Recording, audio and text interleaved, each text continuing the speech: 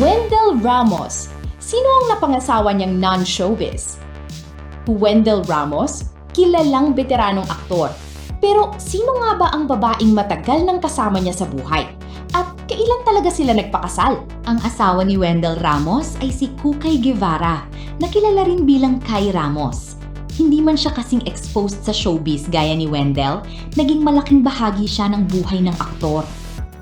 Matagal nang mag-partner sina Wendell at Kukay bago nila tuluyang isinapubliko ang kanilang commitment sa pamamagitan ng pagpapakasal. At noong December 9, 2017, ikinasal ang dalawa sa Parañaque City.